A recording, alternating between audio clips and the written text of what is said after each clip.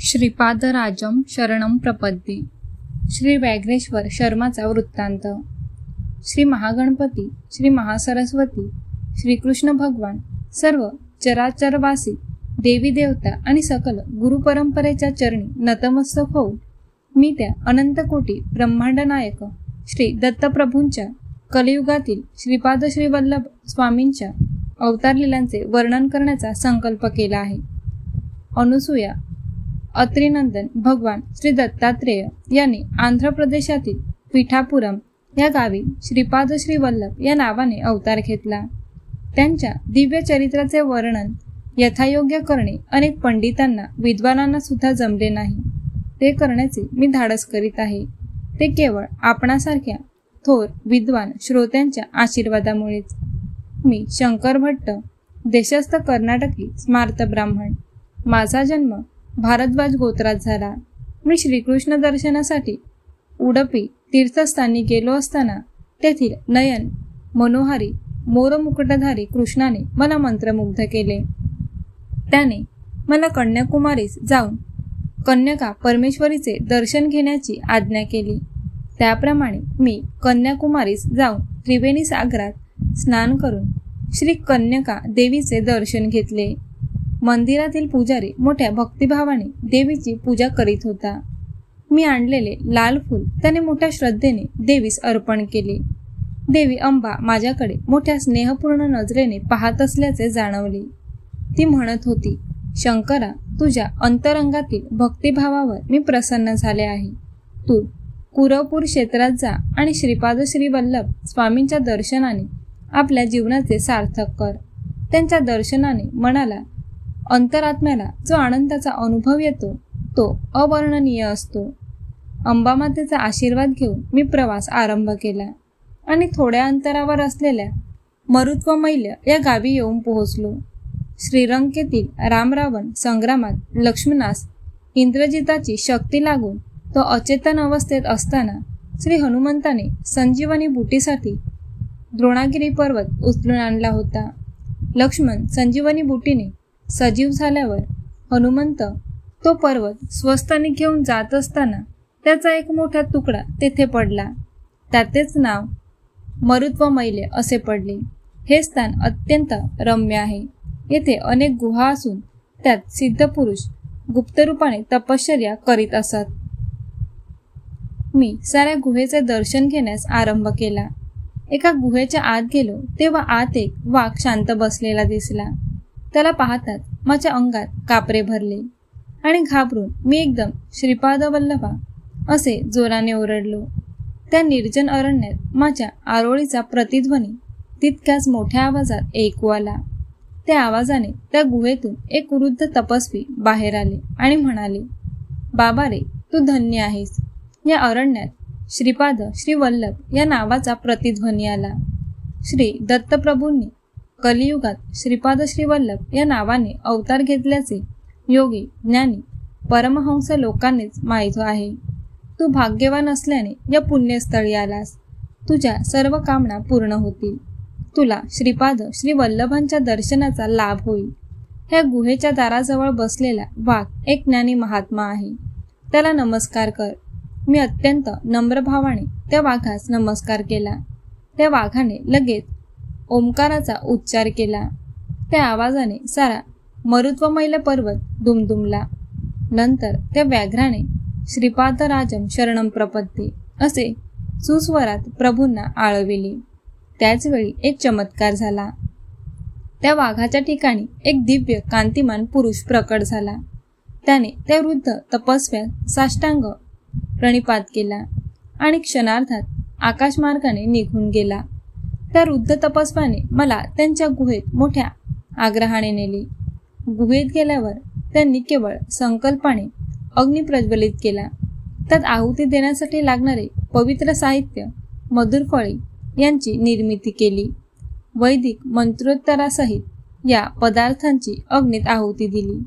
ते वृद्ध तपस्वी सांगू लागले, या कलियुगात यज्ञ, याग, सत्कर्मे सारे लुप्त झाले आहेत. पंचभूतात्मक सृष्टीतून सर्व लाभ करून घ्यायचा, परंतु त्या दैवतांचे मात्र विस्मरण करायचे असा मानवाचा धर्म झाला आहे. देवांची प्रीती प्राप्त करण्यासाठी यज्ञ करावेत व त्यांना संतुष्ट करावे. त्यांच्या कृपाप्रसादानेच प्रकृती अनुकूल होते. प्रकृतीमधील कोणत्याही शक्तीचा प्रकोप मानव सहन करू शकत नाही. प्रकृतीमधील शक्तींची मानवाने यथायोग्य मार्गाने शांती करावी, नसता अनेक संकटे उद्भवतात. मानवाने धर्माचरण न केल्यास प्रकृती शक्ती त्याची शिक्षा यथाकाली देते. लोकहितासाठी मी हा यज्ञ केला आहे. या यज्ञाचे फलस्वरूप म्हणून तुला श्रीपाद श्री वल्लभ स्वामींचे दर्शन होईल. जन्मजन्मांतरीचे पुण्य फळास आले म्हणजे असे लाभ घडतात. त्या वृद्ध तपस्व्याच्या मुखातून वाहणाऱ्या या पवित्र वाक्यगंगा प्रवाहाने मी अगदी भारावून गेलो आणि अत्यंत नम्रतेने त्यांना साष्टांग दंडवत घातले. मी त्या तपस्व्याच्या चरणी प्रार्थना केली, हे ऋषीवर, मी पंडित नाही, योगी नाही, साधक नाही. मी एक अल्पज्ञ आहे. माझ्या मनातील संदेहाची निवृत्ती करून आपण आपला वरदहस्त माझ्या मस्तकी ठेवावा. त्या महापुरुषाने माझ्या शंकेचे समाधान करण्याचा मनोदय दर्शविला. मी म्हटले, हे सिद्ध मुनिवर्या, मी कन्यका देवीचे दर्शन घेताना देवीने सांगितले होते की कुरवपुरी जाऊन श्रीपाद श्री वल्लभ स्वामींचे दर्शन घ्यावे. मी तेथे जाण्यासाठी निघालो असताना मार्गात आपले व व्याघ्ररूपी महात्माचे दर्शन झाले. ते कोण होते, तसेच दत्तप्रभू म्हणजे कोण याविषयी कृपया विस्तारपूर्वक सांगावे. तेव्हा त्या वृद्ध तपस्व्याने सांगण्यास सुरुवात केली. या आंध्र प्रांतातील गोदावरी मंडलातील अत्री मुनींची तपोभूमी अशा नावाने प्रसिद्ध असलेल्या आत्रेयपूर ग्रामात एक काश्यप गोत्रीय ब्राह्मण कुटुंब वास्तव्य करीत होते. त्यांना परमेश्वराच्या कृपाप्रसादाने एक पुत्राचा लाभ झाला. ब्राह्मण अत्यंत विद्वान, आचारसंपन्न होता, परंतु पुत्र मात्र मतिमंद होता. आई वडिलांनी त्यांचे नाव व्याघ्रेश्वर असे ठेवले. व्याघ्रेश्वर मोठा होऊ लागला, परंतु त्याच्या बुद्धीची वाढ मात्र होत नव्हती. पित्याने त्याला शिकविण्याचे खूप प्रयत्न केले, परंतु त्यात संपूर्ण संध्यावंदन सुद्धा करता येत नसे. एवढ्या विद्वान ब्राह्मणाचा पुत्र असा अज्ञानी, अशी गावातील लोकांची सारखी टोचणी त्याला अत्यंत दुःखदायक वाटे. एका ब्रह्ममुहूर्तावर त्या स्वप्न पडले. त्यात त्याला एका दिव्य बालकाचे दर्शन झाले. ते बालक आकाशातून खाली येत होते. त्याचे चरण कमलभूमीस लागतात भूमी सुद्धा दिव्य कांतिमान झाली. तो बालक हळूहळू पावले टाकीत व्याघ्रेश्वराकडे आला आणि म्हणाला, मी असताना तुला भय कशाचे? या ग्रामाचे व माझे ऋणानुबंध आहेत. तू हिमालयातील बद्रिकारण्यात जा, तेथे तुझे सारे शुभ होईल. एवढे सांगून तो बालक अंतर्धान पावला. त्या दिव्य बालकाच्या संदेशानुसार व्याघ्रेश्वर शर्मा हिमालयातील बद्रिकारण्यात जाण्यास निघाला. मार्गात त्यास अन्नपानाची काहीच अडचण पडली नाही. श्री दत्तकृपेने त्याला वेळेवर अन्नपाणी मिळले. मार्गात एक कुत्रा भेटला व तो त्याच्याबरोबर बद्रीवनापर्यंत सोबत होता. या प्रवासात त्यांनी उर्वशी कुंडात स्नान केले. याच वेळी एक महात्मा आपल्या शिष्य समुदायासह उर्वशी कुंडात स्नानासाठी आले. व्याघ्रेश्वराने त्या गुरुवर्यांना साष्टांग नमस्कार केला आणि माझे शिष्यत्व स्वीकारावे अशी नम्र प्रार्थना केली. त्या महान गुरुवर्याने शिष्य करून घेण्याचे मान्य केले आणि आश्चर्य असे की तत्काळ बरोबर आलेले ते कुत्रे अंतर्धान पावले. त्यावेळी ते महात्मा म्हणाले, हे व्याघ्रेश्वरा, तुझ्याबरोबर आलेला तो श्वान तुझ्या पुनर्जन्मात केलेल्या पुण्याचे द्योतक होते. त्याने तुला आमच्या स्वाधीन करून ते अंतर्धान पावले. श्रीपाद श्री वल्लभ स्वामींच्या कृपेमुळे तू येथे आलास आणि त्या पुण्यप्रद कुंडात स्नान करू शकलास.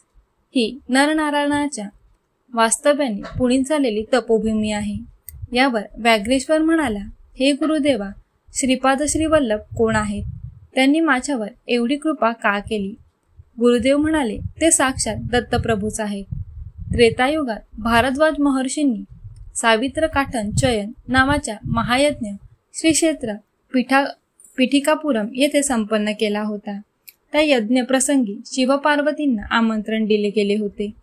त्यावेळी शिवानी महर्षी आशीर्वादच दिला की तुमच्या कुलामध्ये अनेक महात्मा सिद्धपुरुष योगी पुरुष अवतार घेतील.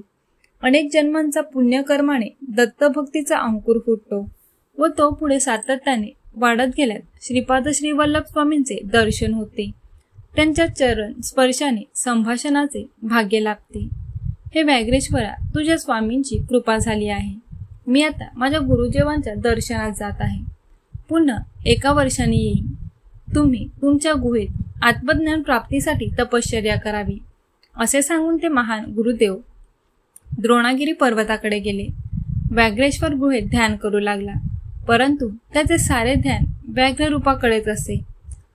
याचा असा परिणाम झाला की त्याला इच्छित असलेले वाघाचे रूपच प्राप्त झाले. 1 वर्षाचा काळ लोटला. गुरुदेव यात्रा करून परत आले. त्यांनी सर्व गुहा बघितल्या.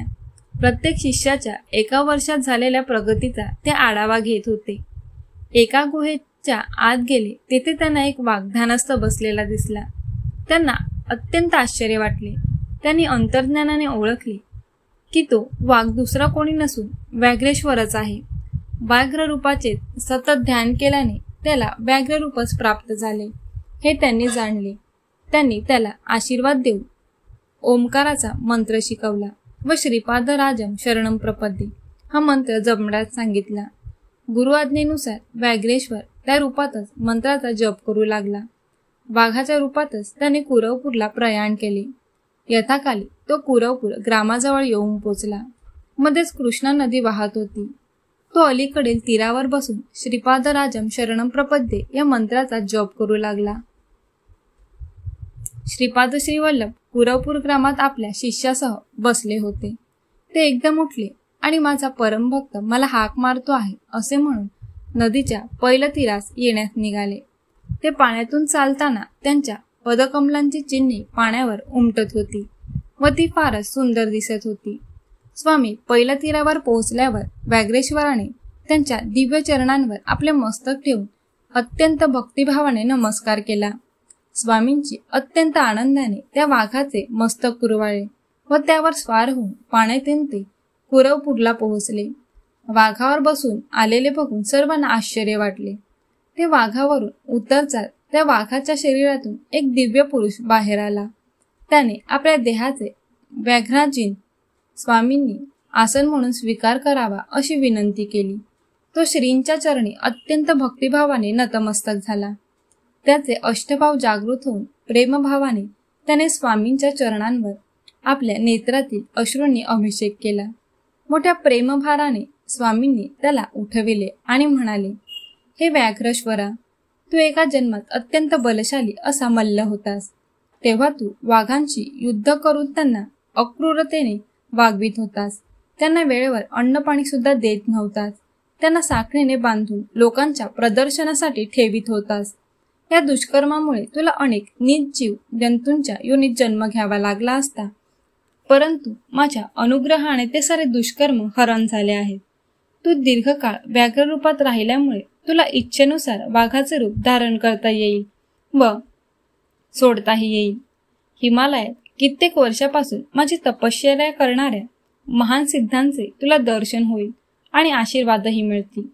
योग मार्गात तू अत्यंत प्रज्ञावंत होशील असा स्वामींनी आशीर्वाद दिला. स्वामी पुढे म्हणाले, तू हिमालयात एक वाघ अत्यंत शांत असलेला पाहिला होतास ना? तो एक महात्मा आहे. तपश्चर्या करणाऱ्या संत पुरुषांना सामान्य लोक व इतर वन्य प्राण्यांपासून त्रास होऊ नये म्हणून त्याने ते व्याघ्र रूप धारण केले होते व तो त्यांचे संरक्षण करीत होता. गुहेतील तपश्चर्या करणाऱ्या संतांचे परस्पर वर्तमान कळविण्याचे काम सुद्धा तो वाघ मोठ्या आनंदाने करीत असे. ही सगळी दत्तप्रभूंची लीलाच. श्रीपाद श्री वल्लभांचा जय जयकार असो.